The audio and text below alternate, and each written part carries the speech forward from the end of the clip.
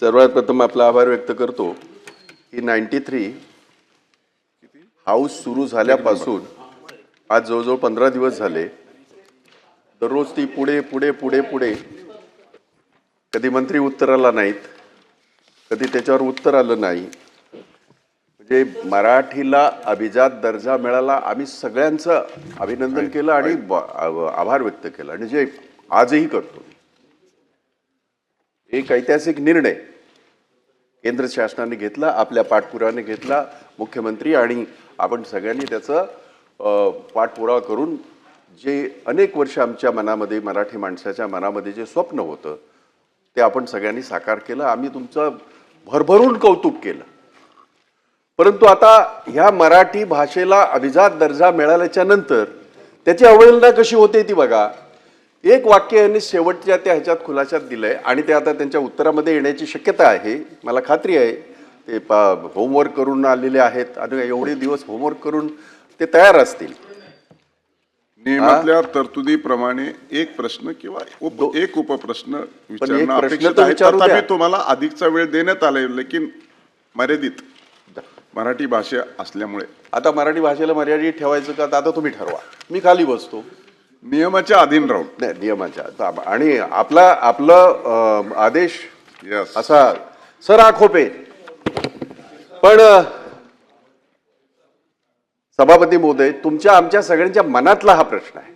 आता यांनी उत्तरामध्ये मी उत्तर वाचलं, त्याच्यामध्ये त्यांनी असं दिलंय की हैदराबादमध्ये ह्या अभिजात भाषांचं जे केंद्र आहे त्या केंद्राच्या याच्या ठिकाणी बाकीच्या राज्यांच्या भाषांना जेव्हा अभिजात दर्जा मराठी बरोबर दिला गेला तर त्यांनी अजून ही पावलं उचलली नाहीत. पण त्यांनी पावलं उचलली नाहीत म्हणून आपण उचलू नये असं काय आहे का? रण भाऊ तुम्ही सांगा. मला वाटतं त्या मराठी भाषेच्या ह्याच्यामध्ये आपण एकत्र होतो आणि अधिकाऱ्यांनी खूप चांगलं काम केलं. आपण अधिकाऱ्यांवर नेहमीच काय टीका करण्याची आवश्यकता नाही. इतकं सुंदर काम केलं त्या लोकांनी इतक्या कमी वेळामध्ये. कारण मी सुद्धा 4 ते 5 अभ्यंकरजी त्या ह्याच्यामध्ये होते आम्ही सगळ्यांनी, आणि मी तेव्हाही त्यांचं कौतुक केलं की त्यांनी सगळ्या याचा अभ्यास करून आपला प्रस्ताव तिकडे ठेवला. पण आता त्याच्याने पाठ थोपटून घ्यायची का हे मला सांगा. आज जवळजवळ 1.5 वर्षापेक्षा जास्त कालावधी झाला. आपण गतिमान आहोत ना, दाखवा ना गती इकडं. इथे तर गती दिसत नाही तुमची. आज मराठी भाषेचं भवन बनावं आणि तिथे संपूर्ण इतक्या वर्षाचा बॅकलॉग समजा आणि तिथे त्याचा अभ्यास व्हावा, त्याच्यावर संपूर्ण विचार विनिमय व्हावा, आपल्या साहित्याचा विचार विनिमय व्हावा, आपल्या सगळ्या संस्कृतीचा विचार विनिमय व्हावा आणि हे अधिक मराठी अधिक आपली वैभवशाली कशी होईल याच्या मागचा उद्दिष्ट तेच आहे.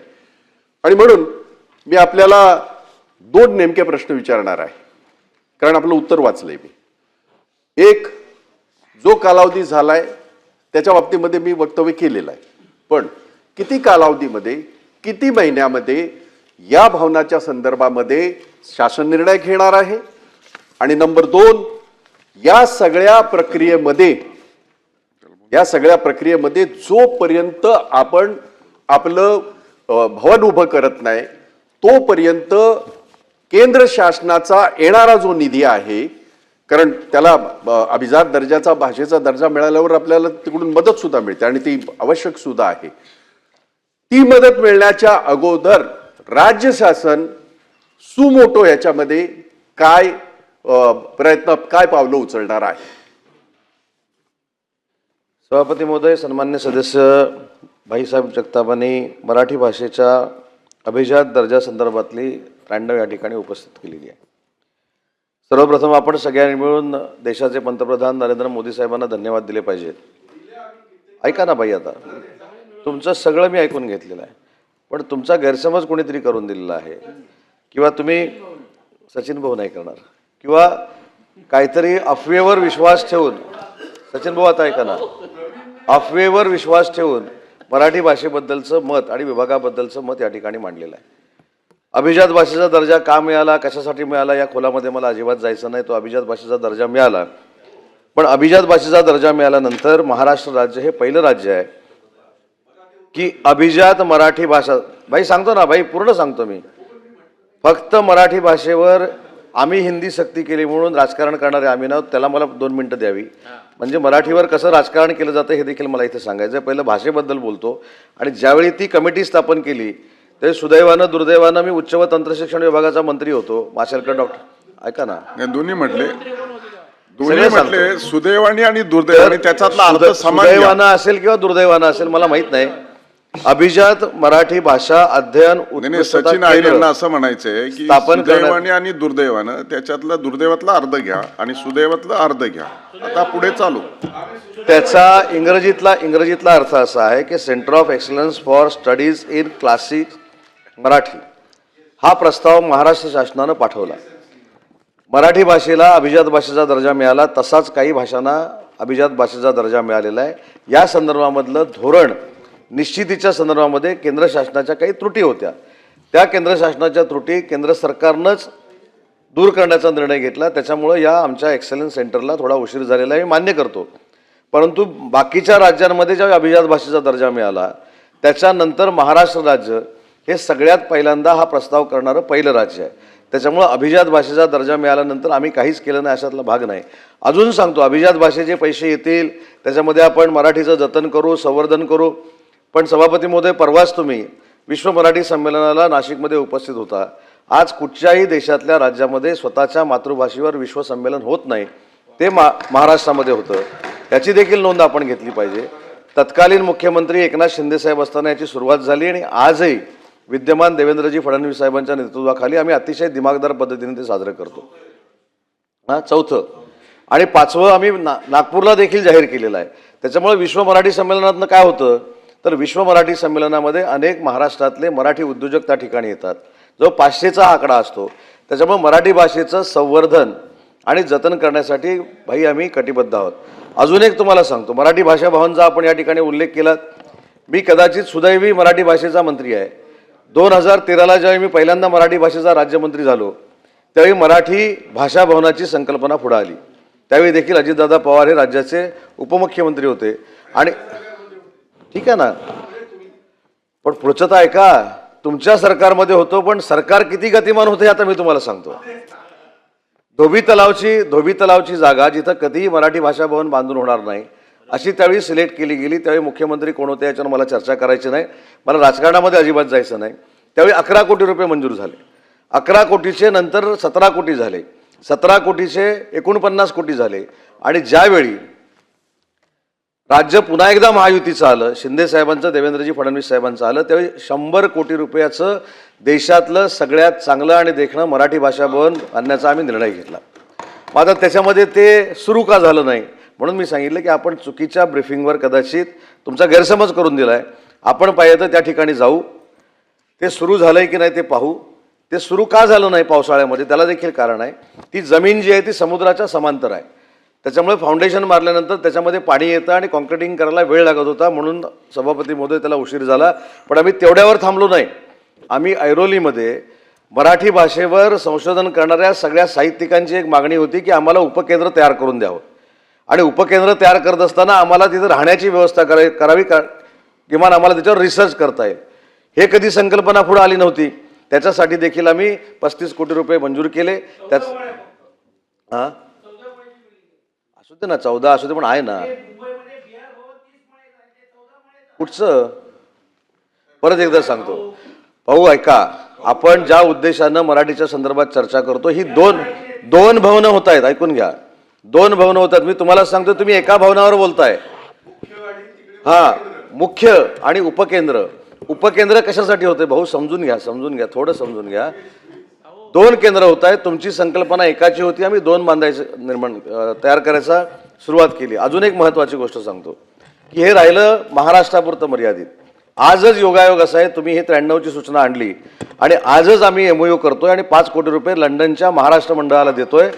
आम्ही छत्रपती शिवाजी महाराज यांच्या नावानं जगातलं मातृभाषेवरचं पहिलं वैश्विक भाषा केंद्र जर कोण करत असेल तर ते महाराष्ट्र सरकार करतंय आणि मातृभाषा त्याची मराठी आहे. म्हणून सांगितलं की आपण ही 93 आणली, हे खरोखरच बरं झालं, कारण याच्यातनं आता अनेक गोष्टी महाराष्ट्राला कळल्या.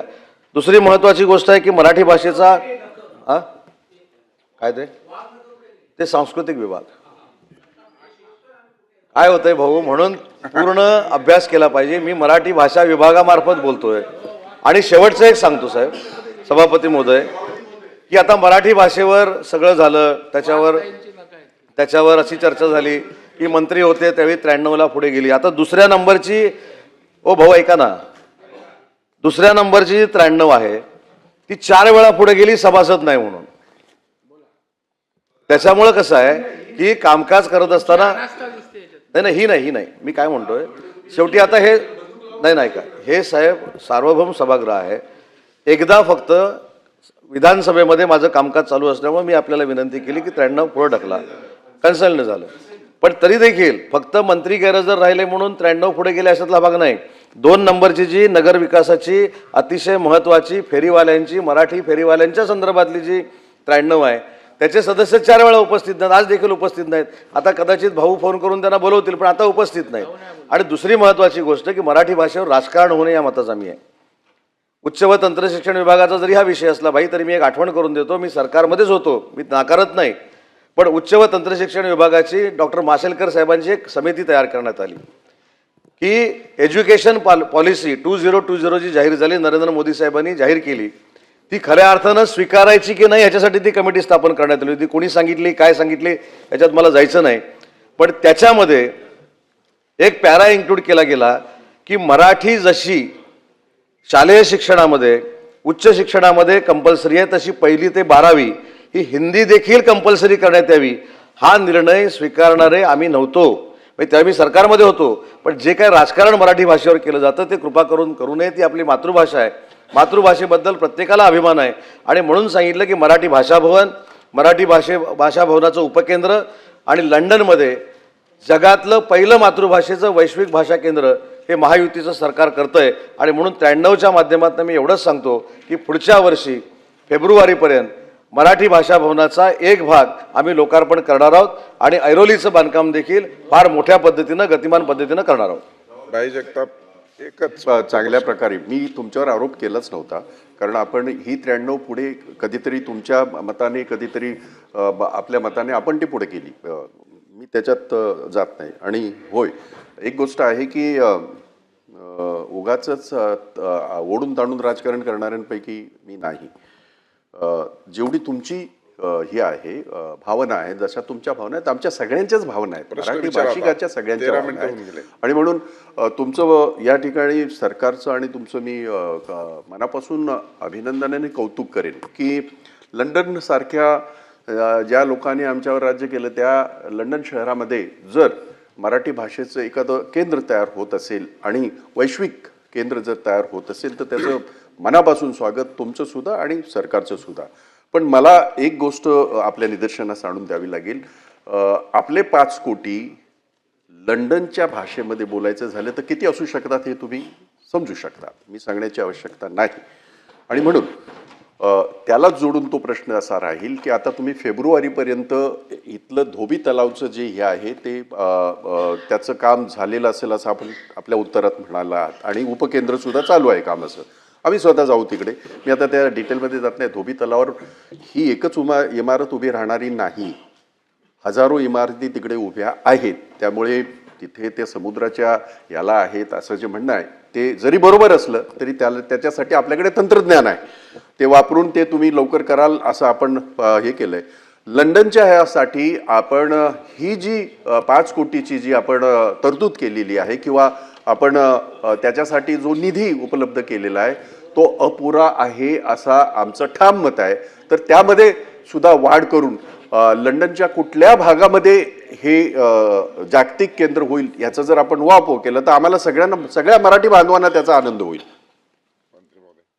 सभापती महोदय, या लंडनच्या वैश्विक केंद्राला देखील एक फार मोठी पार्श्वभूमी आहे. ज्यावेळी दुसऱ्यांदा महात्मा गांधी लंडनला गेले होते त्यावेळी त्यांच्यासोबत त्यांचे केळकर नावाचे एक सचिव होते आणि ते एका वास्तूमध्ये त्या ठिकाणी बसले होते, मराठा मंडळाच्या वास्तूमध्ये बसले होते. त्या दिवसापासून ती वास्तू ही आपल्या ताब्यामध्ये होती आणि त्या वास्तूचा ज्यावेळी ऑक्शन काढायचा निर्णय लंडनच्या लोकांनी घेतला, सरकारने घेतला, त्यावेळी त्या ऑक्शनमध्ये आपण उतरलो आणि त्याची किंमत फक्त 5 कोटी रुपये होती. ते सगळेचे सगळे पैसे आपण भरले, त्याला कमी पडलेले नाहीत. आणि ज्यावेळी छत्रपती शिवाजी महाराजांच्या नावानं पुन्हा एकदा भाषा वैश्विक केंद्र सुरू होईल त्याला आम्ही एकही रुपयाचा निधी कमी पडू देणार नाही, परंतु ज्या बिल्डिंगचे जेवढे पैसे होते तेवढे महाराष्ट्र शासनानं भरलेले आहेत. आजचा अनुक्रमांक नंबर 2 आणि सूचना क्रमांक 12 बऱ्याच वेळेस पुढे गेलेली आहे आणि हे योग्य नाही आहे. सर्व सभागृहांनी लक्षात घेण्याची आवश्यकता आहे की एखादं अपरिहार्य कारण असल्यामुळे एखाद्या वेळेस जाऊ शकते, परंतु आज चौथ्यांदा पाचव्यांदा पुढे गेले अपरिहार्यच कारण आहे, त्यामुळं ही पुढे ढकलण्यात येत आहे आणि दुपारच्या सत्रात घेता येईल. परंतु सर्व सदस्यांनी याची दखल घ्यावी. जशी मंत्री महोदय दखल घेतात तशी सदस्यांनी देखील दखल घेणं आवश्यक आहे. अनुक्रमांक नंबर 3 सूचना क्रमांक 16 अभिजित वंजारी. सभापती महोदय, सूचना क्रमांक 16. हे जरी सन्मान्य सदस्य या ठिकाणी नसले तरी विधानसभेमध्ये या बाबतीतलं एक धोरण 3-4 दिवसापूर्वी फायनल झालेलं आहे. ते जर मला सांगण्याची संधी दिली तर विषयच संपून जाईल. बोला. हा? नाही, दुपारी सांगितलंय मी, सांगितलं ऑलरेडी. आपल्याप्रमाणे